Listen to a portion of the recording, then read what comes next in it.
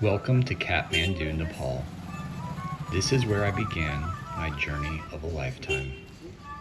A 10-day trek into the Lang Tang Valley with a group of Buddhist monks and nuns from the Plum Village monasteries. Before we left the mountains, I spent some time wandering the streets of Kathmandu, taking in the people, shops, temples, and the overall culture of the city.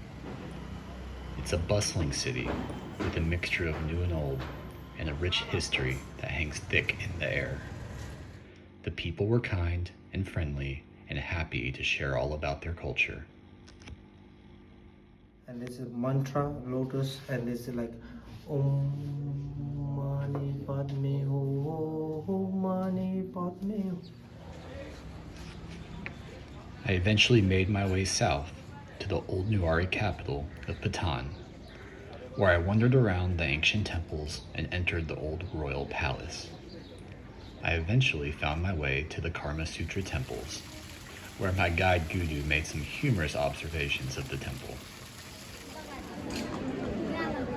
Why is that a special number, 84? Right. Because like 108. Yeah, it's Nepal as 84. So, but I know 85. Just kidding. That's a good one then. This is the Karma Sutra temple. There are 84 Karma Sutra positions. But Buddha says he knows 85. He said this is a road to heaven. Right.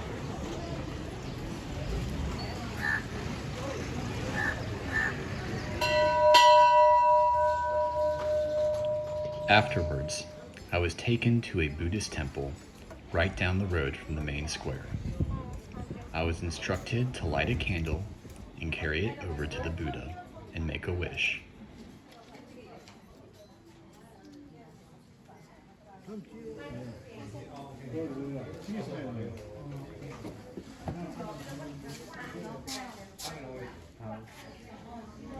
Up next was lunch, where Guru took me to an original Nuwari restaurant, where he was more than happy to share his culture and food with me. Pickle, beaten rice, there's also bean, the fried bean, and chicken, buffalo tuela, sekwa from the buffalo, potato, is a carro, is a button, sekwa is You say this is mutton? button. Mutton. Is a buffalo with a fry. Intestine. Oh, okay. And this is with the lanterns, the pizza, and all these things. Okay. And you got this is one here with the buffalo with the soup. Okay. Sorry, we say that again. What is it? It's called tatamari, Okay. and it's made from the rice. Okay. This one, and this is with the lantern. So inside we got a vegetarians, egg, all these things. So you got a different price. So if you can try one of that. Yes. So you got a very good taste. Buffalo soup. I'm gonna mix this. What did you call this one again? Bara. The barra. Right. And the barra has buffalo. Buffalo and egg And with a egg. mix. Mixed together. This is tatamari, Yeah. buffalo and buffalo soup, tuela, Yeah. beaten rice, and the bean. Thank you. And the rice beer. Yeah. Not for me though. Yeah. Yeah, it's from Up next was a trip to the Healing Bowl Center, where Bisho was kind enough to explain to me all the nuances of healing bowls. Namaste. My name is Bisso. I am a therapist, singing bowl therapist. Yeah? So what I have, you can see the here. So these are the ball we call therapical ball. We call healing ball, and that's our traditional ball and typical ball from Nepal. The ball it came from like Himalaya, from mountains, and especially this healing ball we use for like physical therapy or like a treatment, pain. So it creates vibrations. So vibration goes inside your body. It will relieve your pain and gives you relax your body, and it activates blood circulations and blockage. It's more like physiotherapy. And also you can use for the meditation with the sound. And these balls are handmade ball with the 7 different types of metals, alloy. And you can also use to activate the chakra. You can also use for the yoga.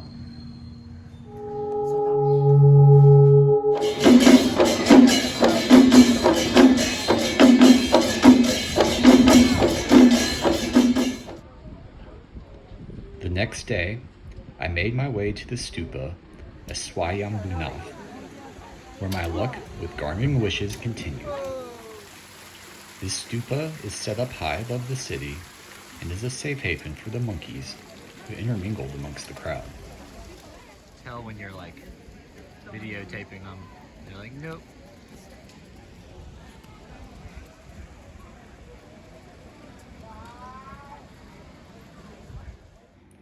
It was here that I learned that it is believed a small amount of Buddha's ashes are contained at the center of every stupa.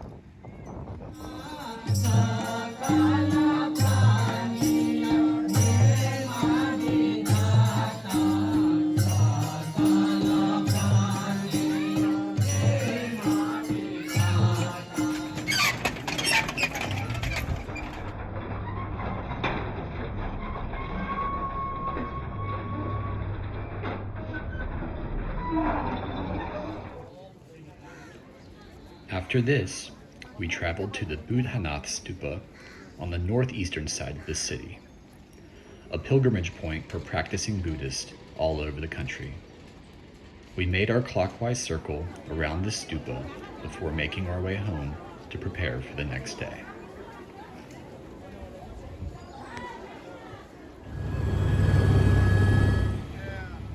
Flying over the city was a surreal experience. But even more so was how quickly the city evaporated into the wilderness, interspersed with little small villages in the mountains.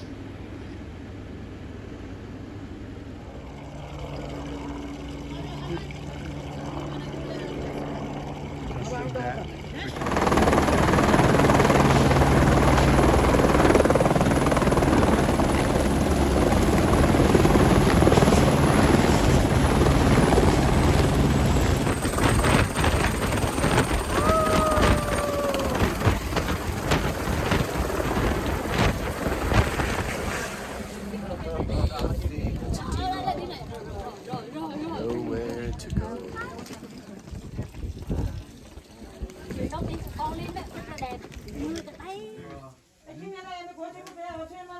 This dining. Our host was so proud to show us her altar to the Dalai Lama upon arrival.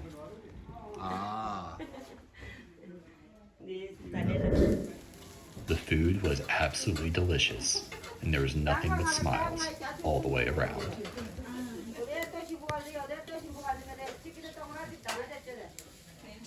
Thank you.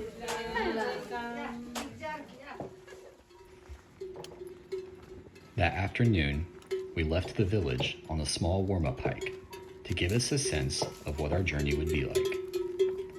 And then I found the tree where I would make one of my most important discoveries of the trip.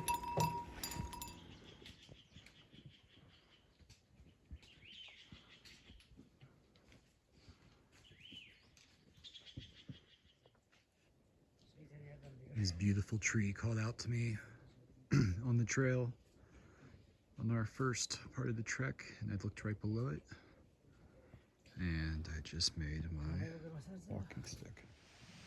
It was at this point in the trip that I found what would become one of my most favorite symbols of the entire trek, and that was my beloved walking stick, which I would take with me the entire time, taking pictures of and decorating. And it was kind of a symbol of my non-conformity, as when we were getting ready in Kathmandu, I had so many people telling me I needed to buy trekking poles, these little telescoping ski poles that people use to hike. And I thought that is so silly. The woods are just full of perfect walking sticks. And so I found one. And after finding it, the monks led us into one of the most beautiful meditations to begin our journey. As you follow your breathing, you will see that your breath will naturally become slower and longer. After you follow your breathing for a few times, you may your awareness to your body. Be aware of your body and smiling to the body. We then returned to the village near sunset for dinner. Picture! Deepen bread. What kind of bread is it? Deepen bread. Deepen bread. Looks delicious.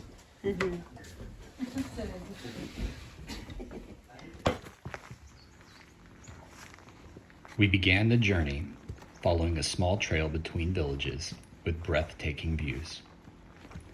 We often shared the road with cattle, donkey caravans, and other groups of villagers carrying supplies between the villages. The vast majority of our hike was carried out in silence, so I'm going to give you a little taste of how that felt now.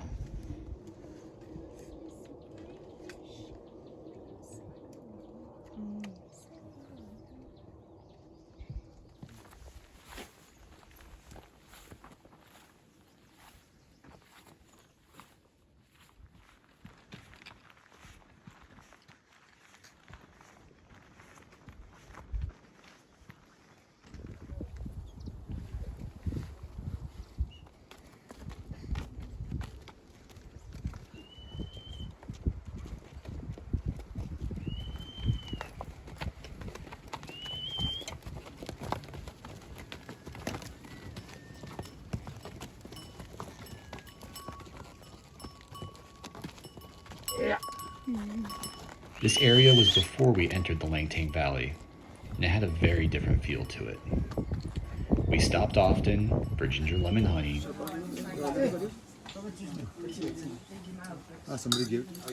and fresh water was always available.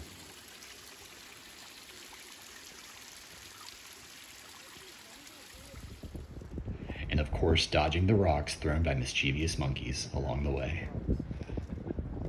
Are they throwing them?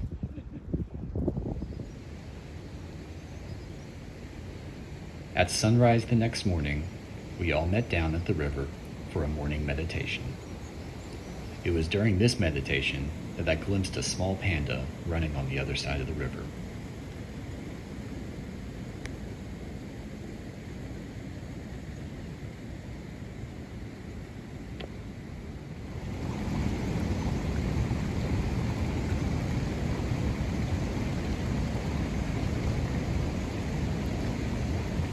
So it's about 6:30 in the morning.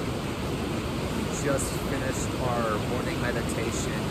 We are in the Lama Hotel area, which is right at the entrance of the Langtang Valley. I'm sitting here at the river in the bottom of the valley, and this trip has just been so incredible so far. I was sitting at the bottom of the riverbed, and we were meditating with the monks, and I opened my eyes in meditation, and a red panda ran across the bank on the other side, and I just can't, words and pictures and videos really don't do the magic of this place justice, and I'm just so grateful to be here. We continued our trek into the Langtang Valley, passing through Lama Hotel in an old-growth forest, crossing back and forth over the river several times and seeing wildlife and livestock along the way. It still is.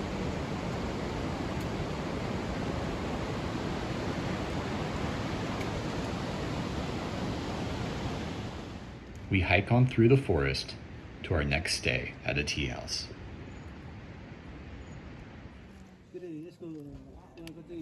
A hot breakfast was always a must. The temperature was quite cold in the morning and warmed up throughout the day. And stopping along the way for meditations and reflections was a key part of the hike for me. This giant crevice opened by the earthquake. The earth still looks fresh, even though it was 8 years ago.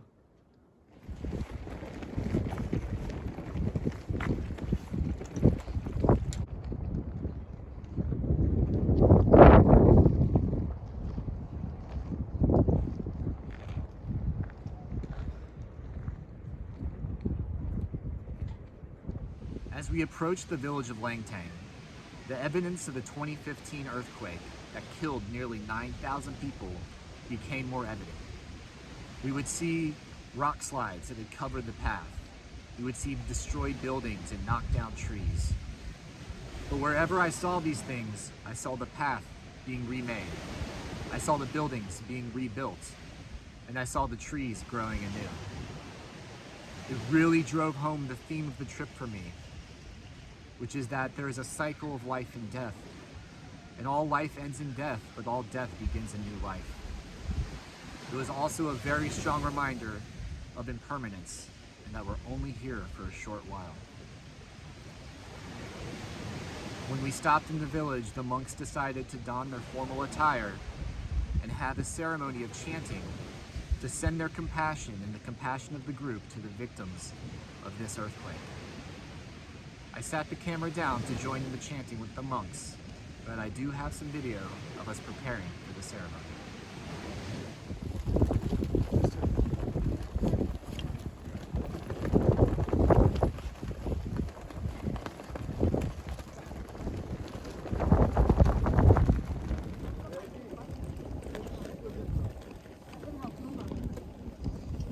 We headed out of town, passing ancient runestones and prayer wheels, crossing bridges, headed to our final destination, the town of Kyanjin, where we would summit Kyanjin Ri. I've been hiking for about 3 hours straight in this. I've seen almost nothing, and this has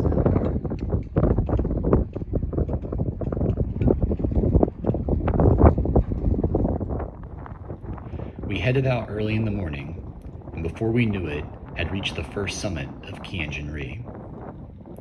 Here there was much happiness and celebration and singing. nice.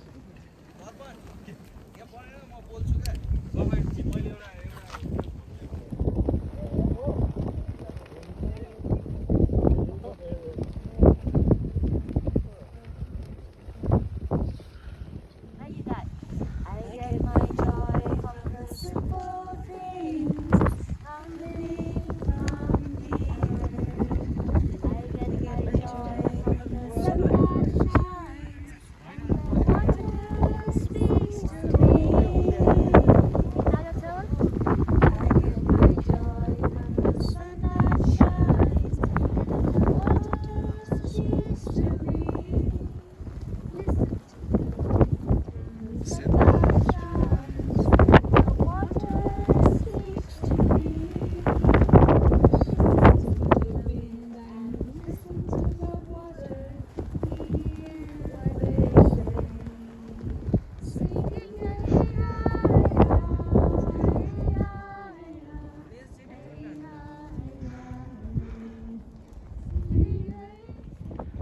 I pulled this stone from my pocket, which I'd been carrying around with me for the past 17 months, since I began my journey with sobriety, and asked Sister Deer Park to say a blessing for it on top of the mountain peak.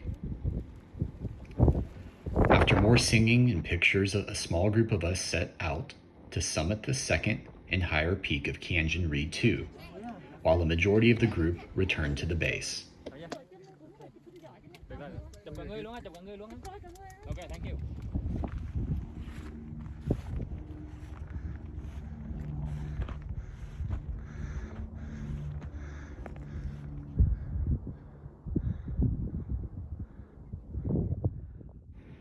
My friend Plum and I reached the summit first and spent some time taking pictures and soaking in the majesty of the peak.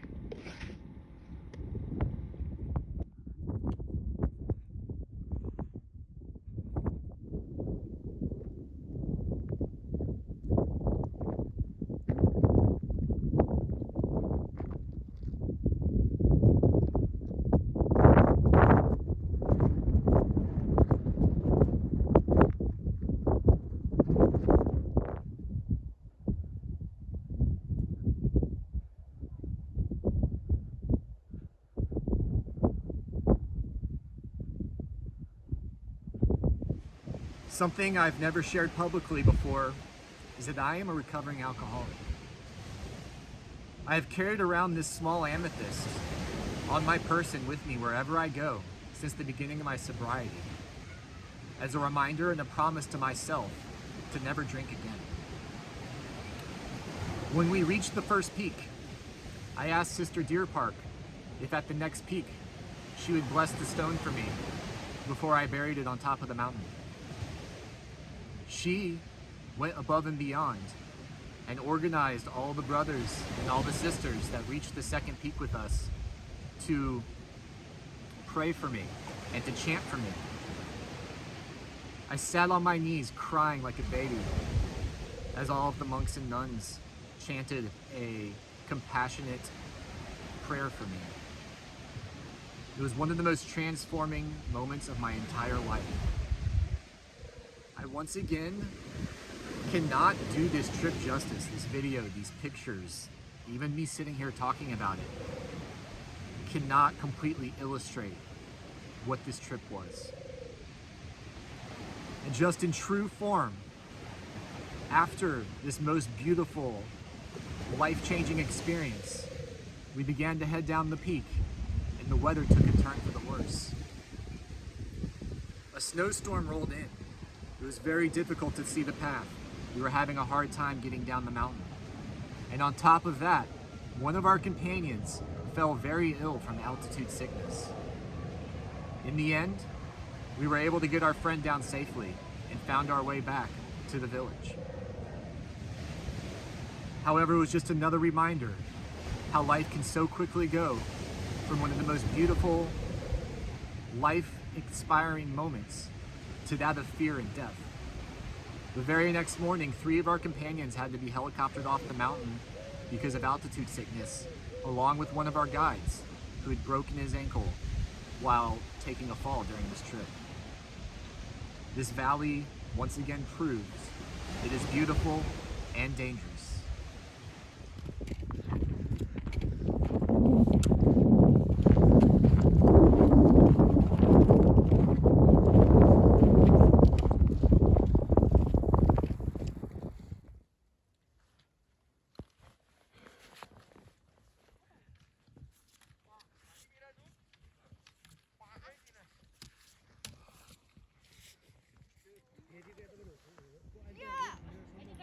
We began the trek home, and the sisters' playful spirit kept our morale high, and the landscape had changed so drastically from the previous night's snowstorm that you could hardly tell we were walking back on the same path.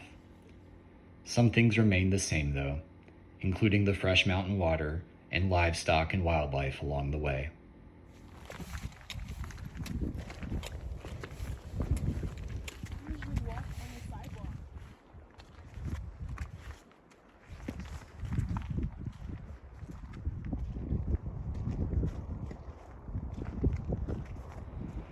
Part of our mission was to deliver school supplies to the small grade school in the village of Langtang. Our group had arranged for enough stationery to be delivered to the school, and it was brought in on donkey back to last them for the upcoming school year. Here, Brother Phap Sa made a speech to the principal and some of the students that was translated by one of the members in our group, Satyam. Because we know that the children are our future, next generation. So it's important to take good care of them. So by education, but also for them how to live a happy and fulfilled life. We continued our journey with more livestock and beautiful water to drink.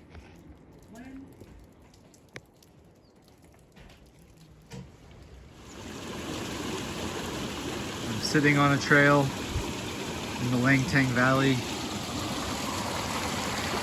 drinking glacial water from a stream. It's a beautiful day. It was at this point in the trip that I came down with food poisoning that I believe I got from some bad milk in my coffee. This really taught me a lot about myself, because it also happened the night before we had one of the longest hiking days of the entire trip. The next day I had to hike 10 miles while I was sick, and I was able to do so. At the same time, still being taught lessons in life. As we were going through a village, we came across a donkey that had slipped and fallen on the ice from the storm. The poor thing was still on the ground, alive, suffering, most likely with a broken back, nothing to be done for it. As we stayed there, the sisters began chanting their prayer of compassion, and we stood around wondering what to do. It was another lesson in culture, another lesson in morality, and another time to question myself. Where I come from, the proper thing to do would be to put the creature out of its misery. However, we were instructed by the locals that we could not do that. And we just sat there and tried to make it as comfortable as possible while it passed. Hearing the sisters chant, hearing the people in our group cry, and once again seeing death contrasted against incredible beauty.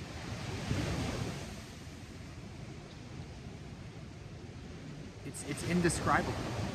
I'm doing my best to put this in words, but the experience was another level. I arrived at the end of our trek at 12:44 on Monday afternoon.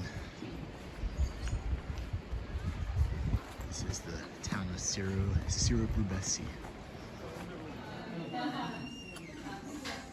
After a cup of tea with Sister Deer Park, we headed to the suspension bridge that leads into town, where it is traditional to hang prayer flags. While I wanted so badly to take my walking stick home as a souvenir, in keeping with the lessons I had learned in non-attachment and the nature of impermanence, I left it on the bridge for nature to take its course.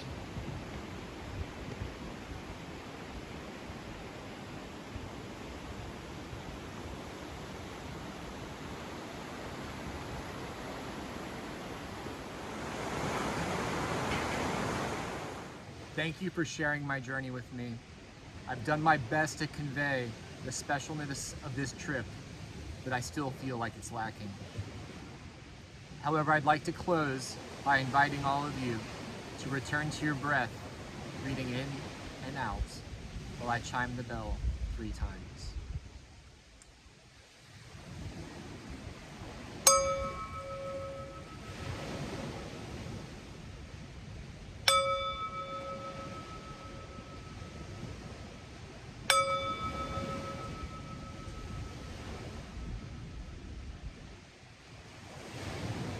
May you go in peace and love.